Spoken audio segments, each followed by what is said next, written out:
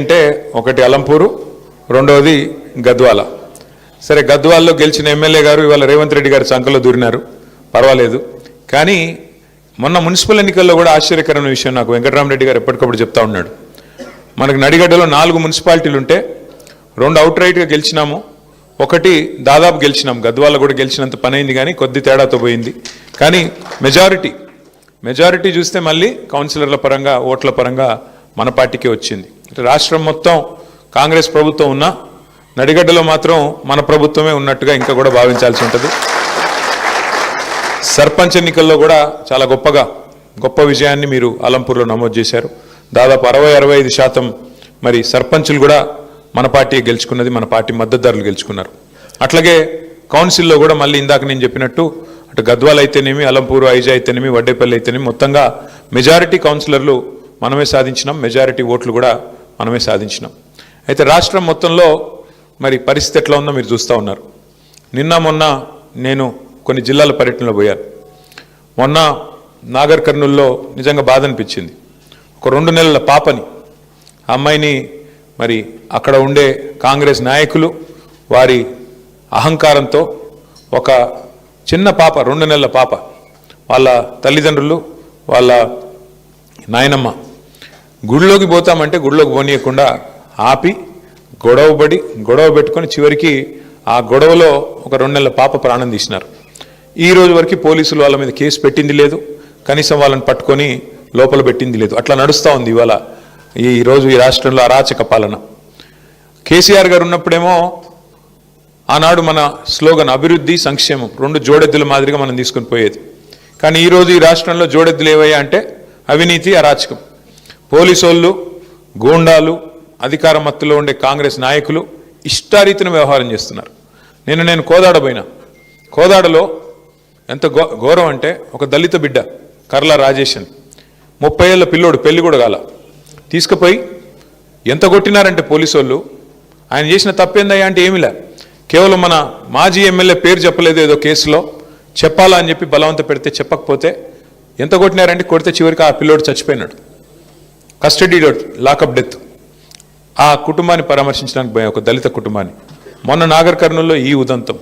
నిన్న ఖమ్మంలో వెలుగుమట్ల అనే ప్రాంతం ఉంది, మొత్తం కూలగొట్టినారు. 900 కుటుంబాలను రోడ్డుని పడేసినారు. ఇవాళ ప్రాంతానికి పోతే ఆ శిథిలాలు చూస్తుంటే అక్కడెక్కడో గాజా అని ఉంటుంది. ఆ గాజాలో ఎట్లయితే మొత్తం ఇల్లు శిథిలాలు చేసినారో బాంబులేసి, ఆ పరిస్థితి ఈరోజు కనబడతా ఉన్నది. మన కేసీఆర్ గారేమో డబుల్ బెడ్రూమ్ ఇల్లు కట్టాలా, పల్లె ప్రకృతి వనాలు కట్టాలా, అట్లాగే బ్రహ్మాండమైన మంచి కార్యక్రమాలు చేయాలా, వైకుంఠ ధామాలు కట్టాలా, డంప్ యార్డులు కట్టాలా, వాటర్ ట్యాంకులు కట్టాలా, ఇంటి ముందు నల్లా పెట్టాలా. ఈ లైన్లో కేసీఆర్ గారు ఆలోచిస్తే, వీళ్ళేమో ఉన్న ఎట్లా కొట్టాలా, ఉన్న వాటిని ఎట్లా తగలబెట్టాలా, ఉన్న వాటిని ఎట్లా కూలగొట్టాలా, ఆ పరిస్థితి ఈరోజు ఈ రాష్ట్రంలో కనబడతా ఉన్నది. నిజంగా బాధ అనిపిస్తూ ఉంది. చివరికి చెక్ డ్యాములు పేల్చేస్తున్నారు. అది చెక్ డ్యాములు పేల్చేంత దుర్మార్గమైన పద్ధతి బహుశా భారతదేశంలో ఎక్కడ ఉండదు. ఇసుక కోసం, దేనికోసమయ్యా అంటే చెక్ డ్యాములు అంటే నీళ్ళు ఆగుతున్నాయి, నీళ్ళు ఆగితే ఇసుక తోడుకొని కష్టమవుతుంది, కాబట్టి చెక్ డ్యాములు పేల్చేస్తే ఇసుక బ్రహ్మాండంగా దోచుకోవచ్చు అని చెప్పి చెక్ డ్యాములు పేల్చేస్తూ ఉన్నారు. నేను మీ దేవరకద్రలో, మీ పక్కుండే నియోజకవర్గంలో మహానుభావుడు సర్పంచ్ గారు, కాంగ్రెస్ ఆయన, కొత్త ఆయన, పల్లె ప్రకృతి వనంలో 200 చెట్లుంటే చెట్లు మొత్తం సాఫ్ చేసినాడు. ఏం చేస్తావయ్యా ఆడ అంటే, అది బిల్డింగ్ కడతాడంట. ఇంకా ఆయన ఊళ్ళో జాగలేదంటే ఆడ కట్టనీకే, ఉన్న పల్లె ప్రకృతి వనం పెట్టిన చెట్లు వాడిని కొట్టేస్తాడా? అట్లాంటి పరిపాలన ఈరోజు రాష్ట్రంలో నడుస్తూ ఉన్నది. సరే, ఇవన్నీ ఎందుకు జరుగుతున్నాయంటే ఒకటి మీకు తెలుసు. మొన్న రేవంత్ రెడ్డి గారు ఓపెన్గా చెప్పారు, ఆయన పాపం ఏం దాచుకోడు, చాలా నిజాయితీ గల మోసగాడు ఆయన, చాలా నిజాయితీగా చెప్పినాడు ఆయన. 1000 కోట్లు గాంధీ కుటుంబానికి 1000 కోట్లు ఇచ్చే సత్తా ఇవాళ తెలంగాణ కాంగ్రెస్ పార్టీకి ఉంది అని చెప్పినాడు. మరి 1000 కోట్లు ఇవ్వాలంటే పేదోళ్ళు గుడిసెలు కూల్చాలి కదా, పేదోళ్ళు భూములు గుంజుకోవాలి కదా. గుంజుకునైనా సరే మొత్తానికైతే ఇవాళ 1000 కోట్లు చేయాలా, నా కుర్సీ కాపాడుకోవాలా, ఇదే స్లోగన్తో చక్కగా ఈ ప్రభుత్వం మరి పనిచేస్తూ ఉంది. మీరు చూస్తూ ఉన్నారు. ఈ ఎన్నికల ముందు ఇచ్చిన హామీలు అయితే నేను చెప్పాల్సిన పని లేదు. ఏ ఒక్కరికి ఈ ప్రభుత్వం న్యాయం చేయాలి. 6 గ్యారెంటీలకేమో మంగళం పాడినారు, గోరి కట్టినారు. మరి ఈరోజు కొత్త డ్రామాలు, కొత్త వేషాలు వేసుకుంటూ నడుస్తూ ఉన్నారు. ఒకటి మాత్రం వాస్తవం, ఇవాళ రాష్ట్రంలో ప్రజలు, ముఖ్యంగా మీ నడిగడ్డలో ఏదైతే స్ఫూర్తి ఉందో, ఆ నడిగడ్డ స్ఫూర్తి రాష్ట్రం మొత్తం పాకాలి, రాష్ట్రం మొత్తం కూడా నడిగడ్డని స్ఫూర్తిగా తీసుకోవాలి.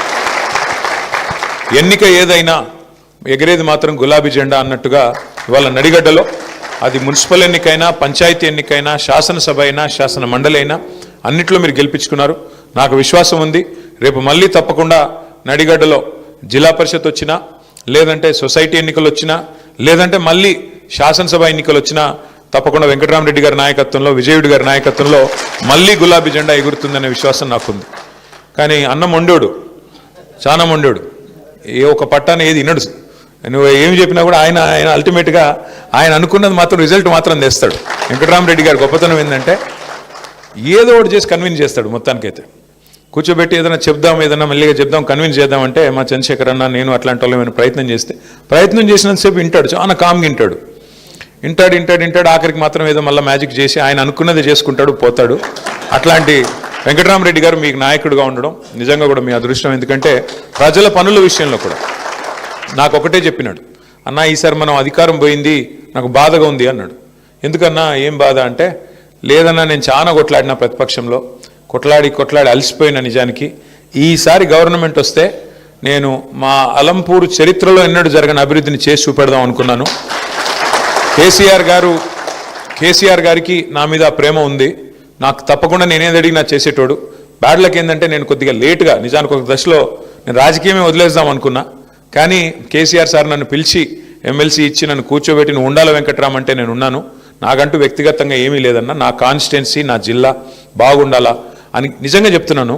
నేను అధికారంలో ఉన్ననాడు కూడా ఒక్క రూపాయి పని కూడా అడగలేదు వెంకటరామరెడ్డి గారు, ఒక్క రూపాయి పని కూడా. ఏమన్నా అడిగినంటే మా కాన్స్టిట్యున్సీ, మాకు అలంపూర్కి ఇది కావాలా. ఒకరోజు అయితే మన గవర్నమెంట్ పోయింది అనుకుంటా, అప్పుడు పోయినాక వచ్చినాడు రోజు వచ్చి, మాకు నీళ్లు రావాలా, నువ్వు జగన్ అన్నకు ఫోన్ చేయంటాడు. అన్న ఇప్పుడు మనం గవర్నమెంట్లో లేమే, మనకు ఇప్పుడున్న గవర్నమెంట్ చేయాల్సిన పని మనం ఏందన్నా అంటే, అప్పుడు గవర్నమెంట్లో ఉన్నామా లేదా, లేవనుకుంటా. ఫోన్ చేయన్నారు అంటే ఫోన్ చేస్తే జగన్మోహన్ రెడ్డి గారు కూడా అన్నాడు, ఎవరు నీకు వెంకటరామ్ చెప్పినాడా అన్నాడు. అవునన్నా చెప్పినాడు అంటే, నాకు కూడా ఆల్రెడీ చెప్పినాడు, మళ్ళీ నీకు కూడా చెప్పిస్తున్నాడు. మొత్తానికైతే మొండోడు. అంటే అంత కమిట్మెంటు. ఇప్పుడు ఏం అవసరం ఉంది, మేము గవర్నమెంట్లో లేము, ఈ గవర్నమెంట్ని తిట్టుకుంటా నడిపించేయచ్చు. వీళ్ళు చేయట్లేదా, వీళ్ళు చేయాల్సిన పని చేయట్లేదు, వీళ్ళని పట్టించుకోవట్లేదు, దున్నపోతు మీద వానబడ్డట్టున్నారని దులుపుకోవచ్చు. కానీ ప్రజల మీద, రైతాంగం మీద, ప్రాంతం మీద, నియోజకవర్గం మీద ప్రేమ ఉండే మనిషి అయితే యాడికన్నా పోయి, ఎంత దూరం అన్నా పోయి పని చేసుకొచ్చే తత్వం వెంకటరామరెడ్డి గారిది. మరి అదే లక్షణం తమ్ముడు విజయుడు కూడా నేర్చుకుంటున్నాడు చక్కగా. కొత్తగా ఎమ్మెల్యే అయినా కూడా చాలా బాగా పనిచేస్తున్నాడు. తమ్ముడు కూడా గట్టి కొట్లాడుతున్నాడు. మనం చూసిన ఎంపీ గారు గట్టిగా మీది కురికొస్తుంటే కూడా మనోడిని తగ్గట్లా. ఆయన సీనియర్ అయినా కూడా ఏమైనా కూడా మనోడు తగ్గకుండా అట్లా నిలబడి గట్టిగా మొత్తానికి ఆయనతోనే సారీ చెప్పించినాడు. ఎంపీ గారితో సారీ చెప్పించే కాడికి మొత్తానికి గట్టిగా నిలబడ్డాడు, గట్టిగా కొట్లాడుతున్నాడు. ఎన్ని కేసులైనా ఆయనకి తగ్గట్లేదు. కాబట్టి ఇట్లాంటి ఇద్దరు బ్రహ్మాండమైన నాయకుల నాయకత్వంలో మీరు గెలిచొచ్చారు. హృదయపూర్వకంగా శుభాకాంక్షలు. కాంగ్రెస్ వాళ్ళు మిమ్మల్ని 2 ఏళ్ళు ఇబ్బంది పెడతారు, ముందే చెప్తున్నాను నేను. అలంపూర్, ఐజా వాళ్ళు, కౌన్సిలర్లు మీరు గుర్తుపెట్టుకోండి, 2 ఏళ్ళు ఇబ్బంది ఉంటుంది. కానీ సినిమాల్లో కదా లాస్ట్కి హీరో వచ్చినట్టు మళ్ళీ కేసీఆర్ గారు 2 ఏళ్లలో వచ్చేస్తాడు. లేక 3 ఏళ్ళు మళ్ళీ మీరు లాస్ట్ టర్మ్ మాత్రం, last part of your term అంటే చివరి దశ 3 ఏళ్ళు మాత్రం బాగుంటుంది. ఇంటర్వెల్కి ముందంతా వాళ్ళు, ఇంటర్వెల్ తర్వాత మనం, ఇంటర్వెల్ తర్వాత అంతా మళ్ళీ మన స్టోరీ స్టార్ట్ అవుతుంది. ఇంటర్వెల్ దాకా ఏముంటాయి, కష్టాలు ఉంటాయి కదా, అవి కొన్ని ఉంటాయి. ఇంకా మీకు ఫోన్లు వస్తాయి, ఇంకా అను వచ్చేయండి మీరు వచ్చేయండి కాంగ్రెస్లోకి, ఏం చేస్తారు మీరు ఆడుండి, అభివృద్ధి చేస్తాం, గడిది గుడ్డు చేస్తామని చెప్తారు. అభివృద్ధి లేదు, ఏమీ లేదు. వాళ్ళు దోచుకోవడానికి పుట్టినారు. చూస్తున్నారు కదా మీ సంపత్ కుమార్ గారు ఎంత గొప్పోడంటే, ఆఖరికి ఆడ స్థానికంగా ఉండే కాంట్రాక్టర్ రోడ్డు పని ఏదో చేస్తున్నాడు ఆడ. ఆయన పోయి కాంట్రాక్టర్ అధికార పార్టీ నాయకుడి మీద, all India Congress committee secretary మీద ఆయన పోయి కంప్లైంట్ ఇచ్చినాడు, పోలీస్ కంప్లైంట్. 8 కోట్లు అడుగుతున్నాడు, యాడికెళ్ళి పని చేయాలి, నేను ఇంకా ఉన్నాయంతా వీళ్ళు ఉడుచుకొని పోతే మేమేం పని చేసేది, యాడికెళ్ళి చేస్తామని చెప్పి మీ స్థానిక కాంగ్రెస్ నాయకుడు, మాజీ ఎమ్మెల్యే మీద కాంట్రాక్టర్లే బాహాటంగా దోపిడీ చేస్తున్నారు కాంగ్రెస్ వాళ్ళు.